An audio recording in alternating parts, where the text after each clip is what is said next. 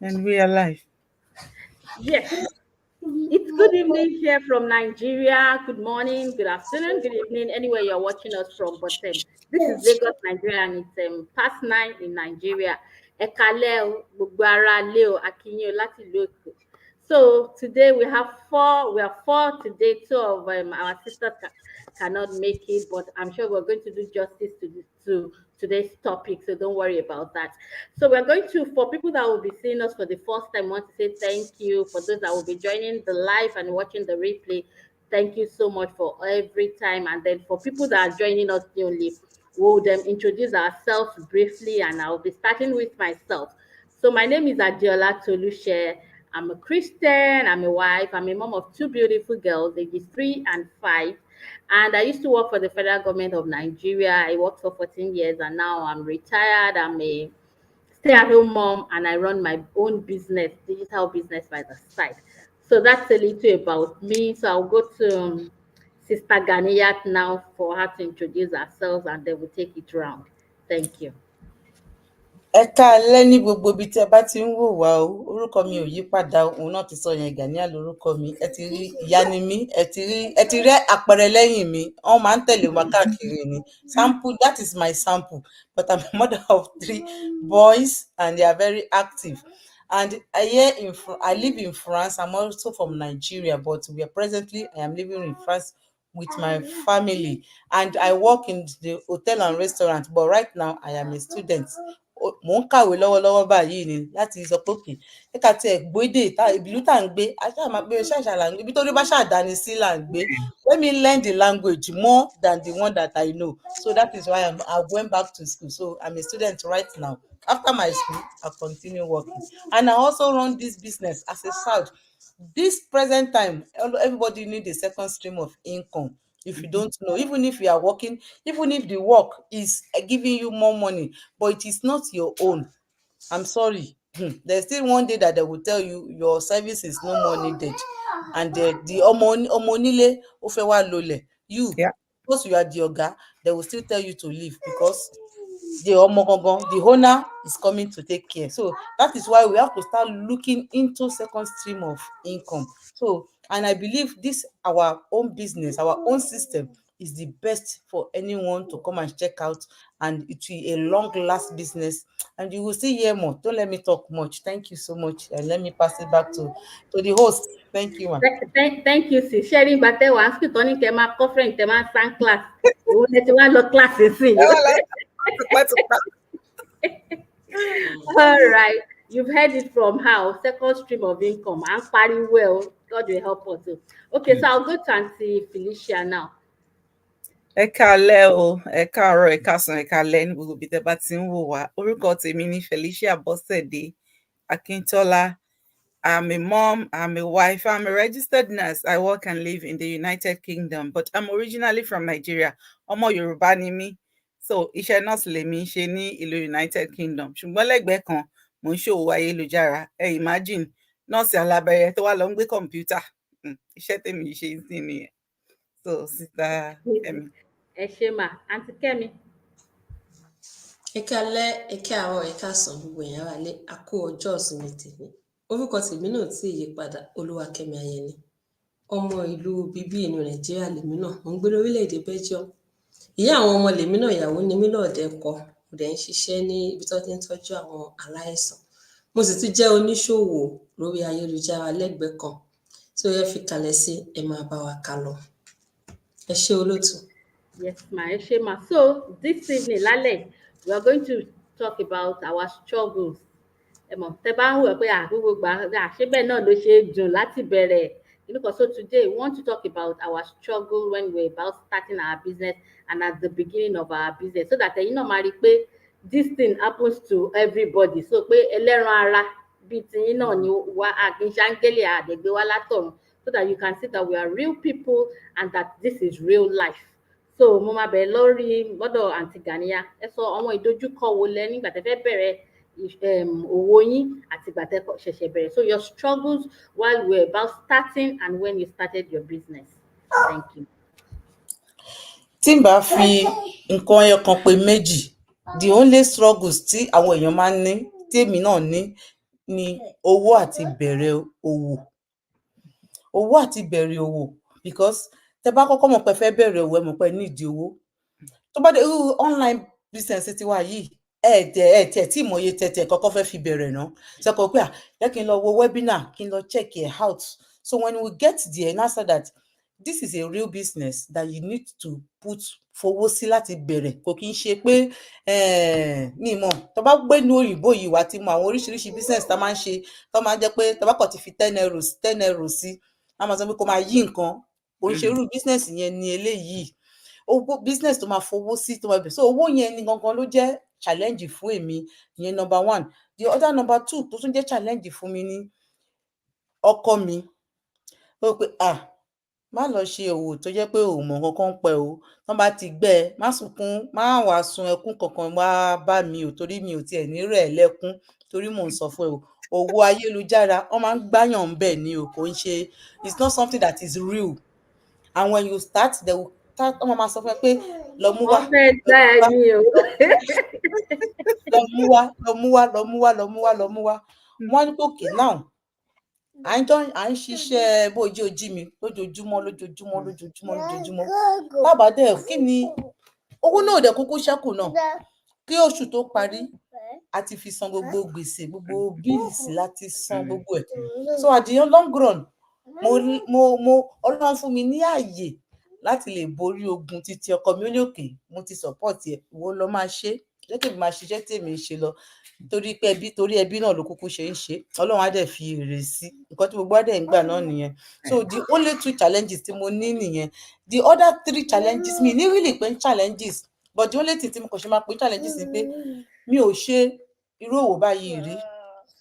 Mi ì mọ̀ kankan pa ẹ̀. Kò ṣe pé mi ò mọ̀ nípa kọ̀ǹpútà but mi ì mọ̀ nípa bó ṣe ń fi ìtọ́ fi ń ṣe òwò níbẹ̀, mi ì mọ̀ nípa ẹ̀.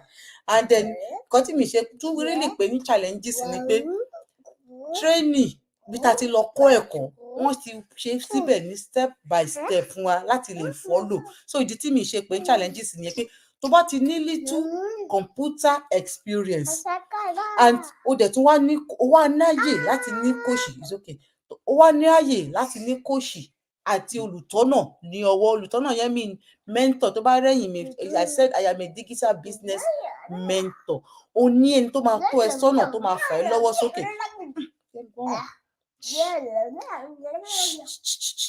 O wá lẹ́ni tó máa fà ẹ́ lọ́wọ́ sókè. Nǹkan tí mo sọ pé mi ní pé challenges ni because ó máa ń jẹ́ kan nínú àwọn nǹkan táwọn èèyàn máa ń sọ pé mi ò mọ̀ nǹkan kan tó máa ń bá wọn lẹ́rù. Kò bẹ̀ mí lẹ́rù. Nǹkan tó kàn bà mí lẹ́rù pé mi ì mọ̀ ń pa ẹ̀ rí. So nǹkan tí mo dẹ̀ ti follow nǹkan ètò tán ti tò sílẹ̀ ó jẹ́ kí ìyẹn bá mi solve. So owó mo tọ owó jọ láti bẹ̀rẹ̀ òwò ni because wọ́n sọ pé owó ni a máa fi ń wá owó. Òun ni mo farabalẹ̀. Ẹsẹ̀kẹsẹ̀ tí mo wo webinar kọ́ ni mo bẹ̀rẹ̀ òwò mi. Mo kọ́kọ́ lọ wá owó náà pé yes owó ni mo fẹ́ fi lọ wá owó. Mo dẹ̀ farabalẹ̀ màá tó mi dẹ̀ pé mo dẹ̀ bá kóòṣì mi sọ pé owó mi ti pé mo ti ready láti bọ́ sí ayélujára yìí. So another challenges tí mo tún lè rò ni pé mi kì í ṣe camera person because mi kì í post photo even video gan mi ní ṣe but ó jẹ́ challenges fún mi láti bẹ̀rẹ̀ pé báwo ni mo ṣe máa bọ́ síta láti máa sọ̀rọ̀. Ṣé mo lè ṣe ṣá? Ṣé mi lè ṣe?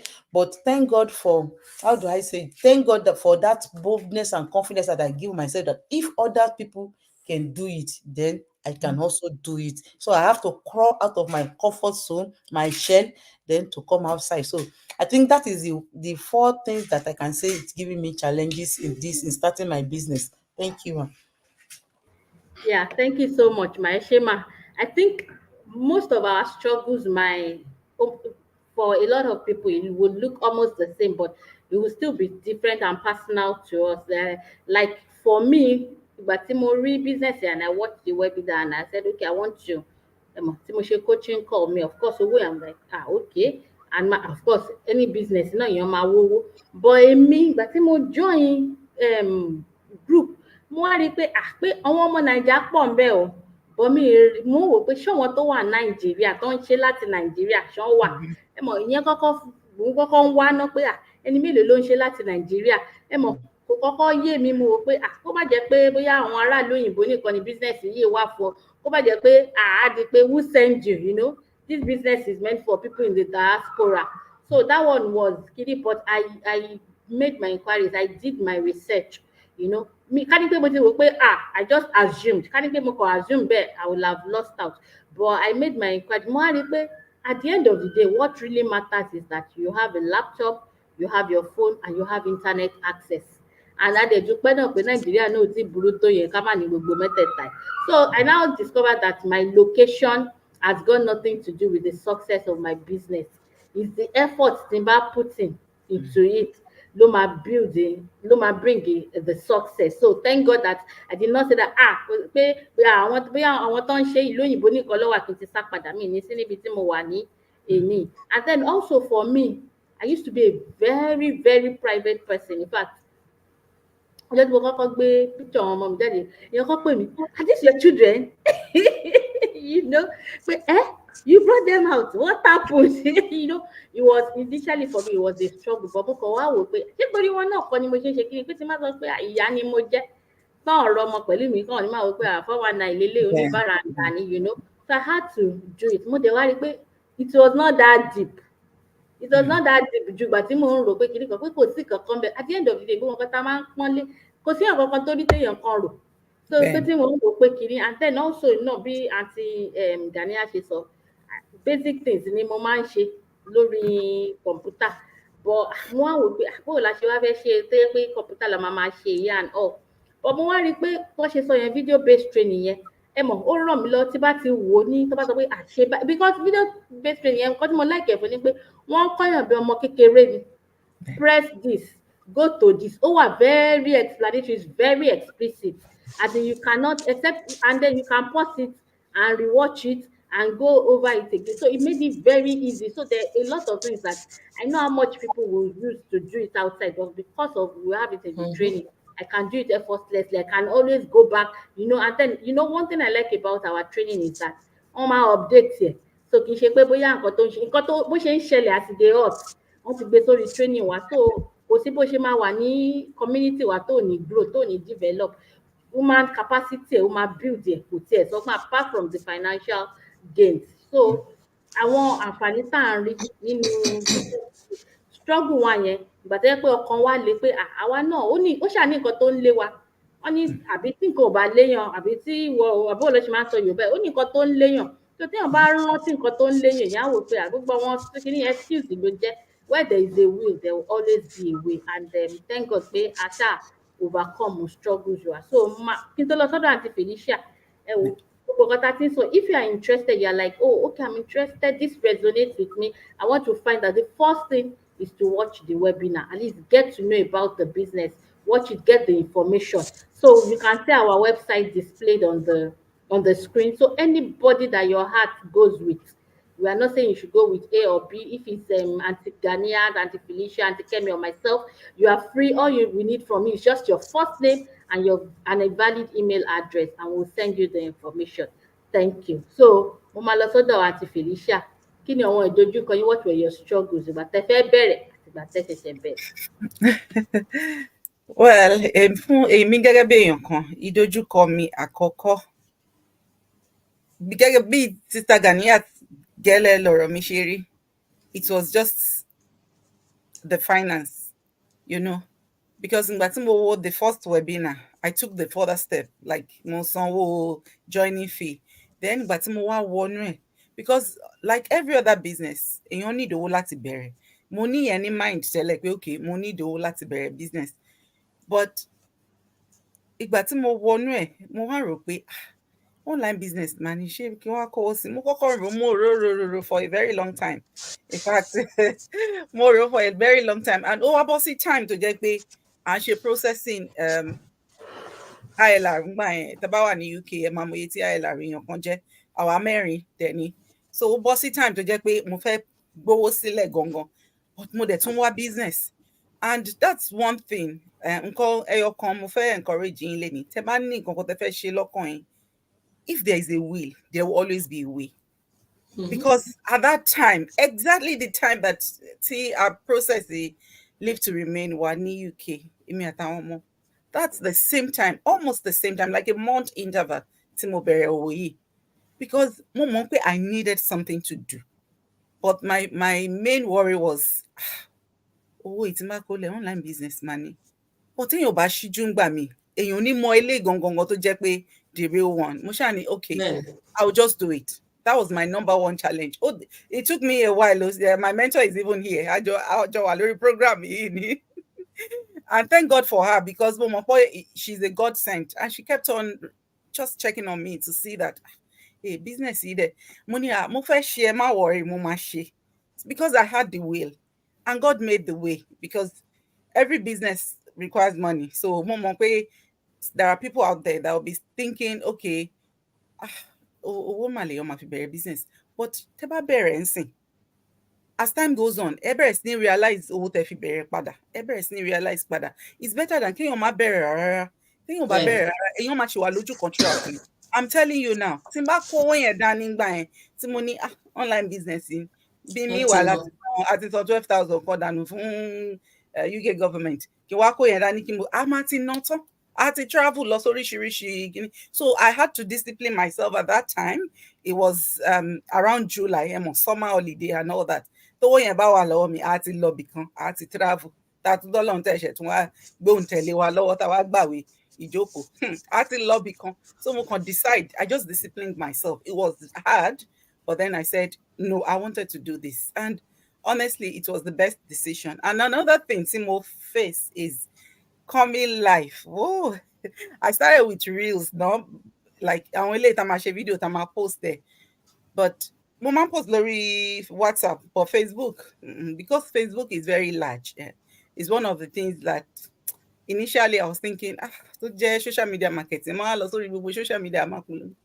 And gẹ́gẹ́ bí Sister Adéọlá ṣe sọ, kò sí nǹkan kan bẹ́ẹ̀, it's not that deep, honestly. Oníkálukú ń ṣe tiẹ̀ social media ni. Kò sẹ́ni tó ráyè tí yín, àfàwọn tó bá fẹ́ connect pẹ̀lú yín. And that was what I discovered later, that they live, almost like I've done one live today. This is the second one. I did yesterday. I did on Tuesday. Yeah, I now found myself like coming out.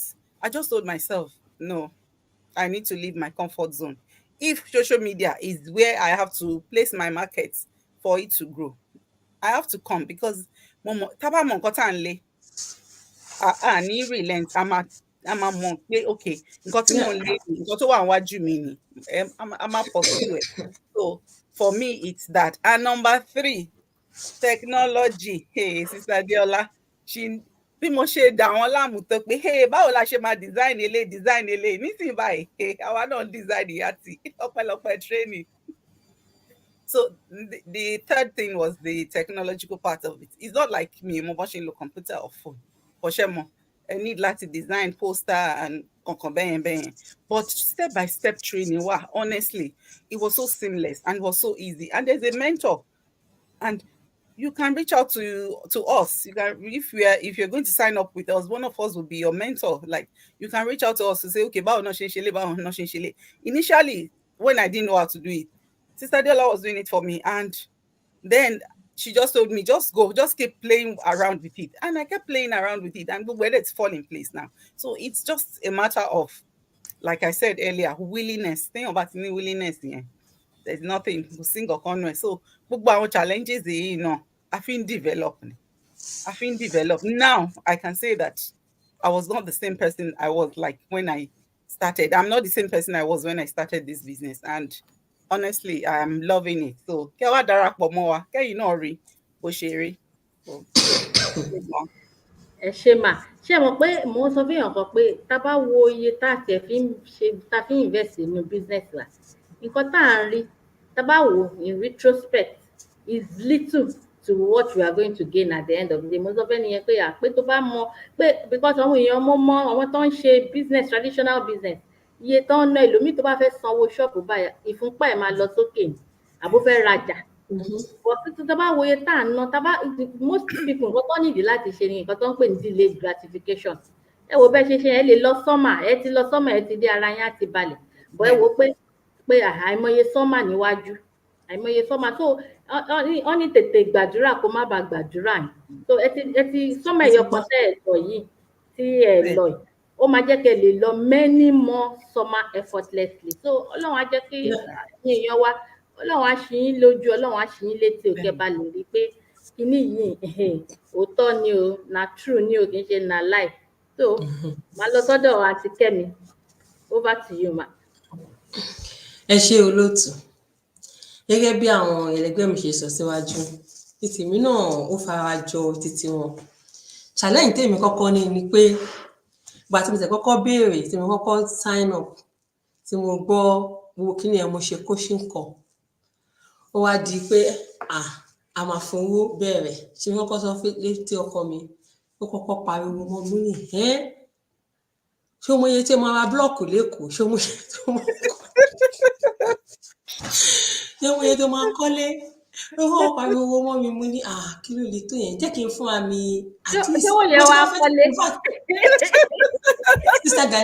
Sister Gania mọ̀ little nípẹ̀ mo tẹ̀ kọ́kọ́ sá lọ ni mo tẹ̀ kọ́kọ́ sá lọ for more than 1 year but àwọn àjọ wa ń ṣe nǹkan míì àìmọye nǹkan tó wá fọ́nì jù ni pé àìmọye nǹkan míì tá ti ṣe papọ̀ apart from kí n tó wá ṣẹ̀ṣẹ̀ join business yìí ta lose owó ta lose gan tí wọ́n bá papọ̀ ó ti tó mi bẹ̀rẹ̀ business yìí initially ayé ìgbà yẹn ni soso àbí kí ló ń jẹ́ a ṣe sulu àbí soso a ṣe solar ní Naija sun solar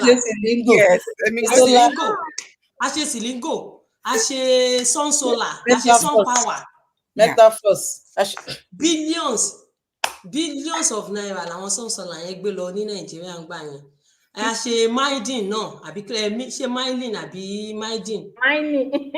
mining sorry ẹ ṣe a ṣe mining tó yẹ kí bá ti kówó sí báyìí ká ló ni ó lọ ni ìgbà tó yá mi ti wá jókòó wá wò pé kíni ọkọ mi wá ní kóòtù tó bá tiẹ̀ máa ṣe jẹ́ ìwọ́n kọ́ lọ bèrè lọ́wọ́ cousin wọn mi lè mọ̀ pé ìyẹn gúrú ni tó bá ti sọ̀kọ́ báyìí ó máa kọ́kọ́ lọ ṣe research tó máa padà dé ló bá ní ẹ má ṣe o ẹ má ṣe bí ẹ má ṣàwò mo wá ní mo ti gbọ́ mi ìwà sàn kankan mọ́ bó ṣe san tax return yí ẹ̀yẹn báyìí mo ní jẹ́ kí n tẹ̀ fi lè yí kí n fi ṣe business game birthday gift fún ara mi because it was I started exactly a year ago mo ní jẹ́ fi lè yí ẹ̀ tẹ̀ fi ṣe birthday treat fún ara mi bí mo ṣe sign up nìyẹn until today mo kàn ń ṣọpẹ́ ni pé Ọlọ́run ṣe at least this one it was right I didn't go the wrong way so ìyẹn lọ bẹ́ẹ̀ ó wá tó kù bí ṣe máa jáde torí tó bá ṣe kọ́ máa tó bá yẹ pé wọ́n máa ń pín share lady wọ́n máa ń gbóyè fún àwọn tó máa ń tijú ni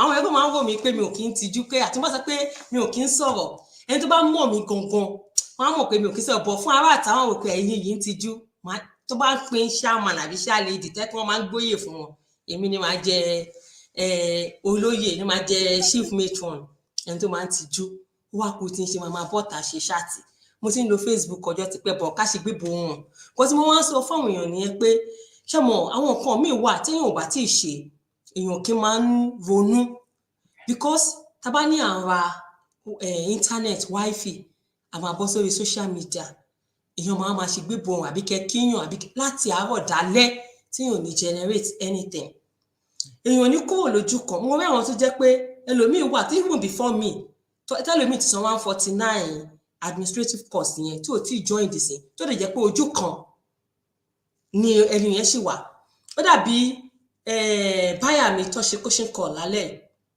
mentor mi ní ẹni yẹn mentee òun ni tipẹ́ lead òun ni tipẹ́tipẹ́ pé lára àwọn lead òun ni ẹ wá wò ó lead nígbà yẹn kò ṣe anything ó lọ meanwhile mentor mi ti di coach as at now ẹ wá wo ká nígbà yẹn lẹ́ni yẹn ti ṣe tó ti ṣe kí ni tó ti bẹ̀rẹ̀ ẹ̀wọ̀n bí tó máa ti dé bọ̀ mi tí bá sọ̀rọ̀ òun fún ara ẹni máa rántí pé ẹni tóun ti ṣe lead London ló padà ṣe coach fóun lẹ́ni nìyẹn àwọn ewu tó wà nínú kéèyàn máa delay because tẹ́ bá sọ pé téèyàn bá lóun ò ní ṣe ojú kan téèyàn wà yẹn èèyàn ò ní kó wọn bẹ̀ gẹ́gẹ́ bí sister Felicia ti sọ tẹ́ ẹ̀ bá lo owó yẹn kẹ́ fi invest nígbà yẹn ẹ máa lọ fọ́lidé wọ́n ní orí ń fọ́ aládìyẹ kan ni ìgbà tó bá pa ẹyọ kan yẹn jẹ ojú àdá ẹ ti lọ lídé yẹn ẹ ti dé ojú á máa wò pàkópàkó èèyàn máa regret pé akádẹ ni mo ti mọ̀ kí n ti fowó yẹn ṣe business mo sọ pé kò ṣe bẹ́ẹ̀ ṣe wà ní that time lẹ wà dì sí so ó wá kú tí ṣe mo máa bọ́ síta tí màmá máa sọ̀rọ̀ màá kọ́kọ́ lọ ṣe màá wá jókòó síwájú gíláàsì màá máa record ara mi màá máa wò màá play mo lè ṣe 1 minute reel yẹn mo lè ṣe 15 times or 20 times kí n tó get ẹyọ kan tó máa write tí máa post but that thing tó ń push mi pé eléyìí mo ti wà nínú community yẹn mo rí nǹkan táwọn èèyàn ń pa so mo mọ̀ pé níbi tí thousands of people ọlọ́run má jà aṣorí burúkú tí thousands of people tó bá ti ń make ẹ̀ tó ń láṣeyọrí téèyàn kan ò lè dá yàtọ̀ láàrin ẹ̀ so that courage was pushing me pé no I will get this thing right mo ṣe bẹ̀rẹ̀ nìyẹn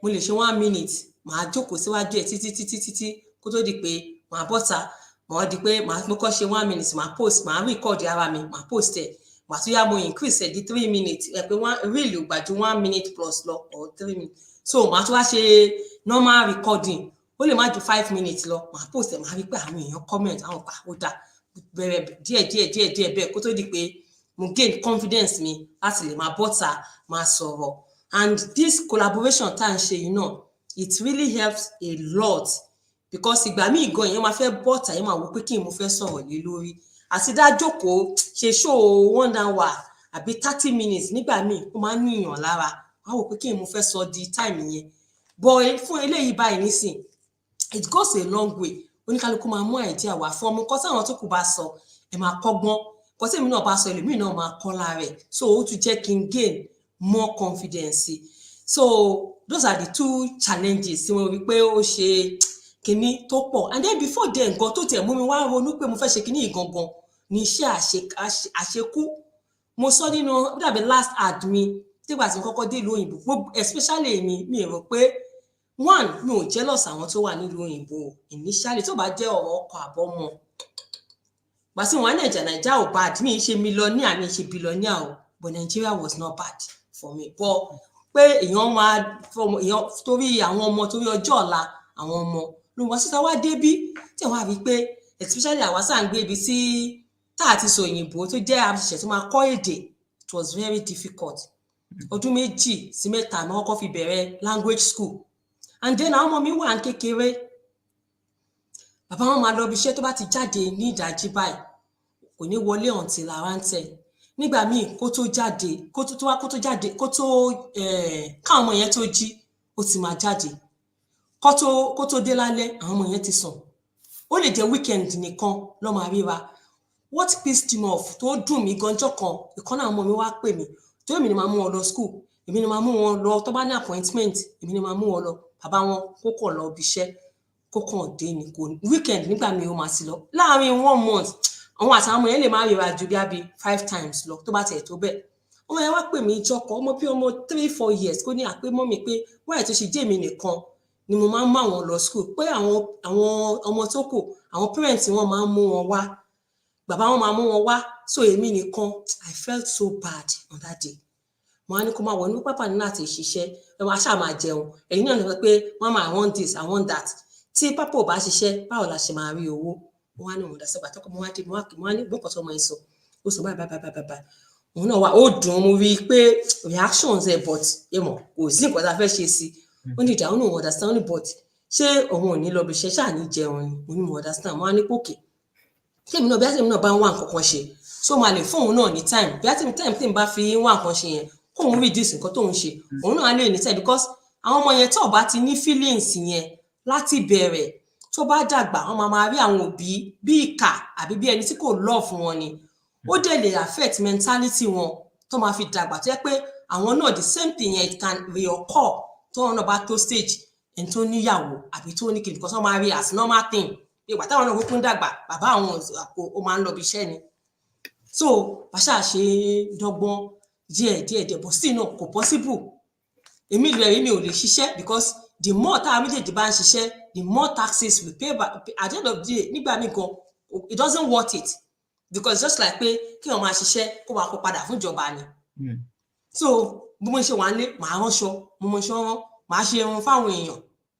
kò sí nǹkan náà pé ẹlòmíì náà fẹ́ so oúnjẹ màá ṣe títí tí kó tó di pé èmi náà ṣe tí wàá padà lọ school tí wọ́n á fi bẹ̀rẹ̀ iṣẹ́ night yẹn tí bá ṣe iṣẹ́ night nígbà míì tí máa ń bọ̀ tí mo bá ṣe dé báyìí ó lè jẹ́ wọ́n máa tún pè mí àwọn agent máa pè mí pé àwọn oníṣẹ́ bàbá torí mi wá ní fẹ́ refuse kó má di pé tó bá pè mí ní tíjọ́ tí mi bá ní ìdí wọn ò ní fẹ́ fún mi iṣẹ́ so màá tún fi ìrọ́jú gbà màá lọ ṣiṣẹ́ 10 hours tí má ṣe ń wọlé báyìí mo lè yẹ kí màá kàn sáré sun because tí má wọlé màá délé bíi 7:30 to 8 excuse me màá kàn sáré sùn díẹ̀ bíi 12 àbí 12:30 màá tún ti lọ because màá rí sùn àbí bíi 1 because màá rí sùn mí ní 2 then láti débẹ̀ bíi excuse me láti débẹ̀ bíi 1:45 títí di 10 lálẹ́ mo lè ṣe bẹ́ẹ̀ tó jẹ́ pé the next day yẹn o màá sì tún lọ night o ọjọ́ kan ọkọ mi wá pè mí pé ìwọ ọmọdé má máa fi ṣe pa má jẹ́ káwọn ará ẹ̀ wípé pé òun ẹ̀ wá lóyìnbó wá sí máa lò ẹ́ bí ẹ̀rù òun ọ̀rọ̀ ẹ̀ níṣẹ́ o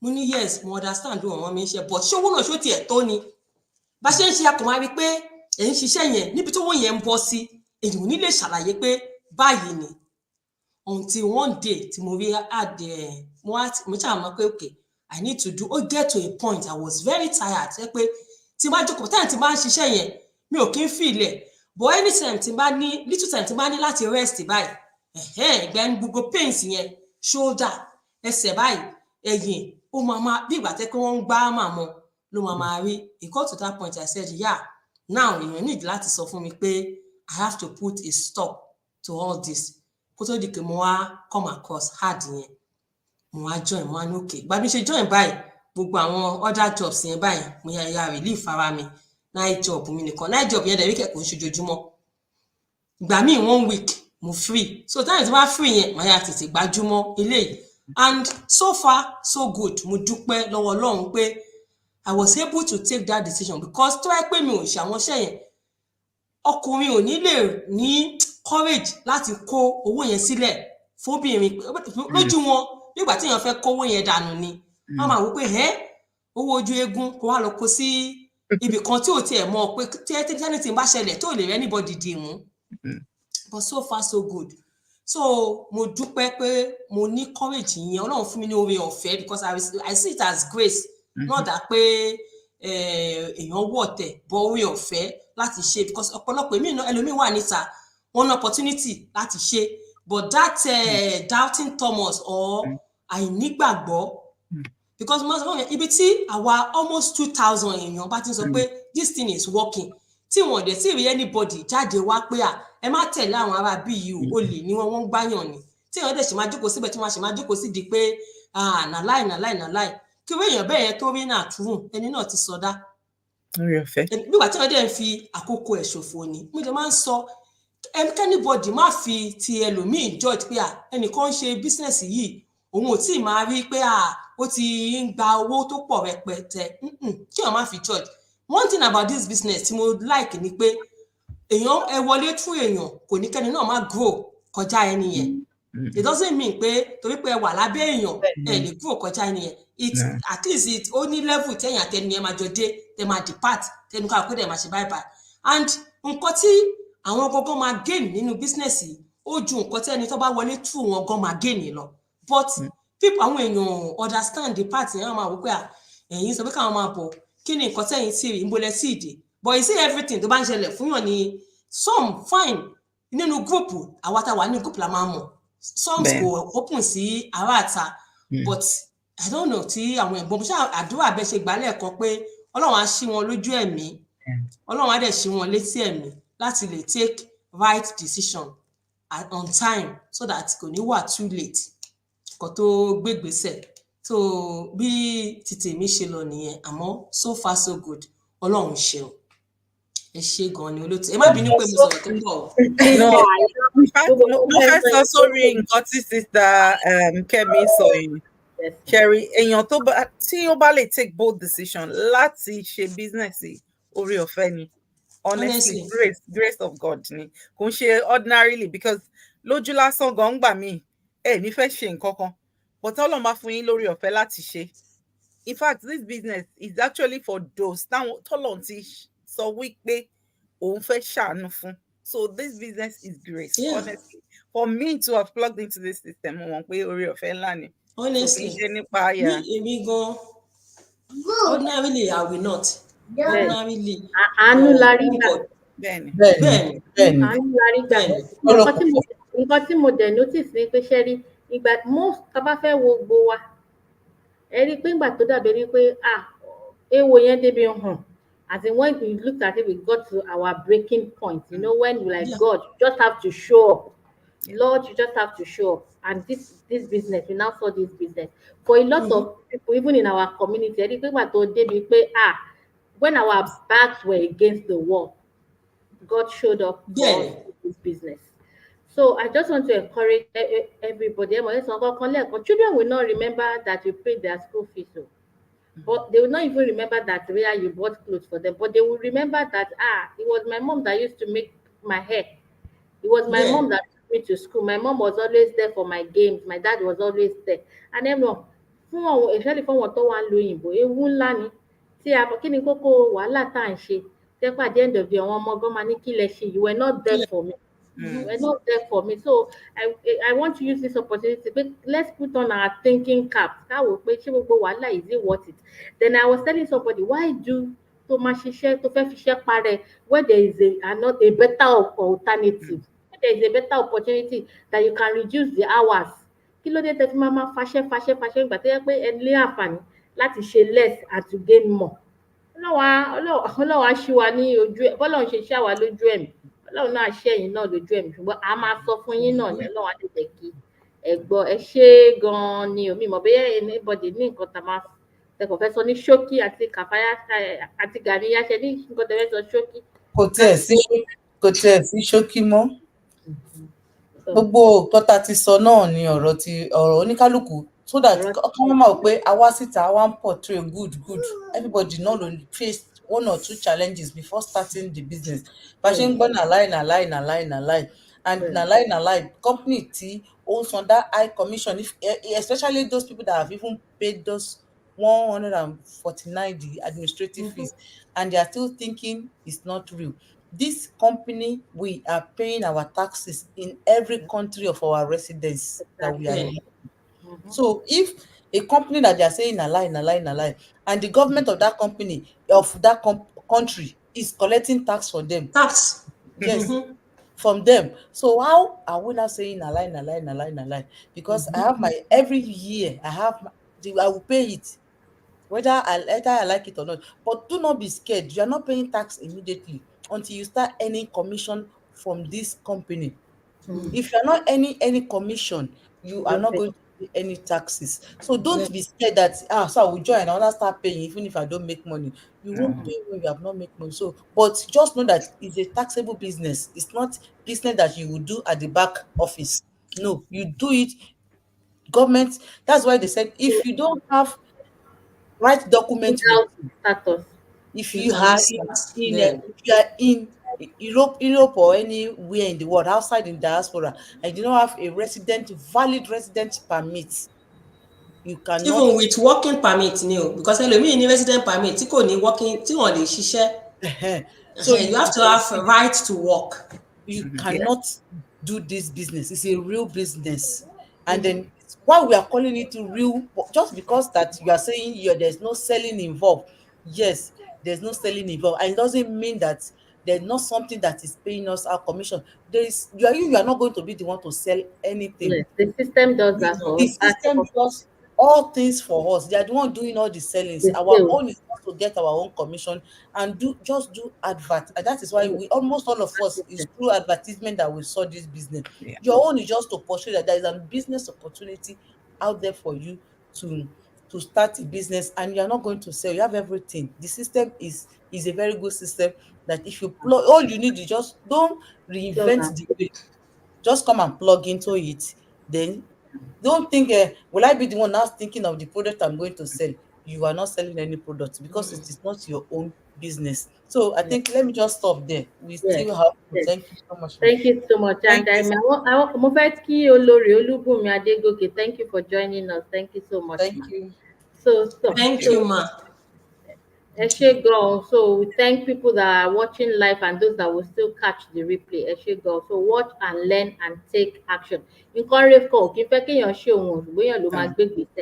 I pray that God will help us. So so we are saying bye for now and have an amazing week. God bless you. Thank you, everyone.